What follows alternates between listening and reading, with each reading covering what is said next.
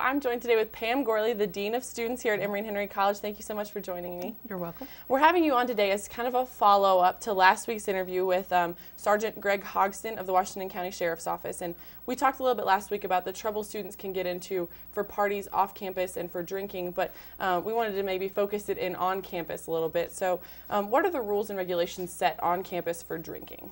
The college is a dry campus. We have a policy in place that's been here since way before I arrived, that basically provides that there's no alcohol on campus. There is an exception that's been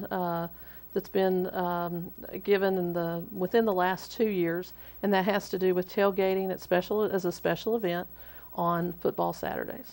Okay. Why aren't there exceptions on campus for students over 21? Because most students will say, I'm 21 years old, I'm allowed to drink in a bar, why aren't I allowed to drink in my dorm room?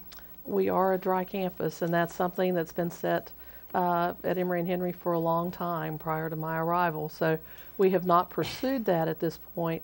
However, we did make a step forward with the special event for tailgating on football Saturdays.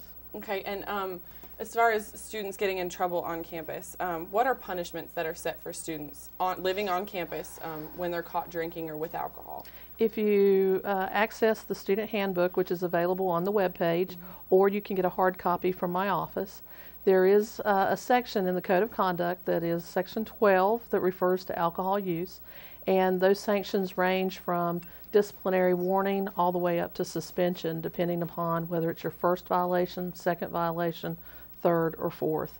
And each one has a little bit more of a varying degree of sanctions depending upon what happens. And what's listed is a minimum sanction, which means that that's the minimum that the judicial body that's hearing their case can apply if they're found responsible. Okay, so some of the examples of that are, what are some of the examples that come from that? For a first-time violation, a student would be given a disciplinary warning. They would also be given a $50 fine and would be referred to an online alcohol assessment program, just to give them the personal information to know about choices that they make and to hopefully help them to make better choices in the future. And then a second violation goes up to disciplinary probation for a semester, a $75 fine. They are referred for on-campus assessment through the Powell Resource Center, and also with both the first and the second, third and fourth, parent notification is required by the state of Virginia. Okay, and then the third and fourth just gets more severe. The fourth being possibility of suspension or removal from campus housing, and referral to an off-campus counseling center for an assessment that is at the student's expense. If the student is suspended, they will have to do the assessment prior to being able to apply for readmission. Okay.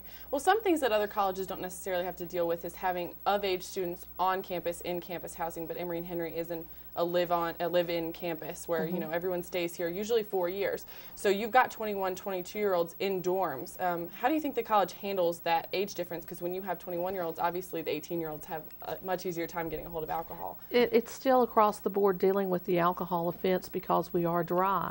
We deal with them all the same. However, if they are underage, we will give them a little bit more special attention because we're concerned about the choices that they are making. Okay. Does the campus have any influence or power or punishment that comes with off-campus parties? We reserve the right, if we are made aware that an outside law enforcement agency has been involved with a student, to contact the student and talk with them about what has happened. The college does reserve the right to deal with that if we so choose. However, we tend to reserve that for major incidents that occur off campus. Okay, an example of those would be like drunk driving and things like that? Drunk driving, I typically call the student in and we have a conversation about what's going on and talk with the parents also about just concerns and how we can help that student be successful. What do we need? What's the parent seeing? What's the student seeing? How can we make it work? We want them to succeed. We want our students to graduate from here. We also don't want them to carry an alcohol issue with them into their first job. Absolutely. Now, as you said earlier, Emory Henry is a dry campus, and we've pretty much always been a dry campus, but what are your feelings about a dry campus? Do you think it's better for the students? Do you think it's worse? Do you think it encourages, you know, off-campus behavior that then comes back on campus? I think when a student accepts enrollment at Emory Henry, they accept our guidelines and our code of conduct, and those are are set. Doesn't matter what I think about it, that's what's set and what we have to apply. Whether it encourages drunk driving or not, my hope is that people would use good judgment and not drink and drive regardless of the situation. And the majority of our residential students are under 21, so Right. the number that affects is truly very small. Okay, and E&H has a dry campus, but there are exceptions, as you mentioned earlier, that the president has control over, but those are limited to only football Saturdays. Yes, tailgating was designated by the Board of Trustees as a special event, and they would allow the president to obtain the ABC license that we currently do from the Commonwealth of Virginia for those football Saturdays, so that we provide a controlled environment where IDs are checked, and we have specific rules regarding what types of containers, how much alcohol we can have, and what we need to do to make sure we're within the limits of the law. Okay, so most people probably don't know that those regulations are in place, but there are limits to what you can have on the tailgating field. The tailgating guidelines are included in the student handbook, and we also pass out flyers at the gate when people arrive on Saturday. All right, now who's regulating those events? Is there ABC managers there? Are there just campus security? Are there actual police officers? We have our regular campus police and security staff that works that venue. We also have some part-time officers from the local community that come in to help us on those days. Because we do have an ABC license, I can't tell you that we won't have an ABC officer that will Right. stop by just to check the venue to make sure that we're in compliance. All right.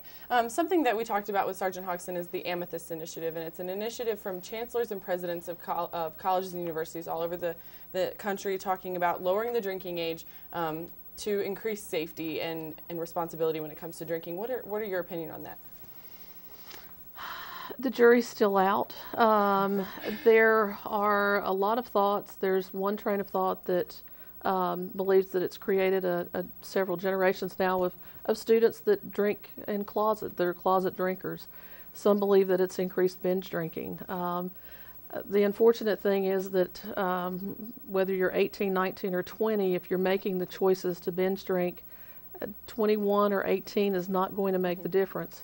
However, it's also difficult to argue with the fact that the drunk driving death rate has decreased significantly since that was enacted in 1984.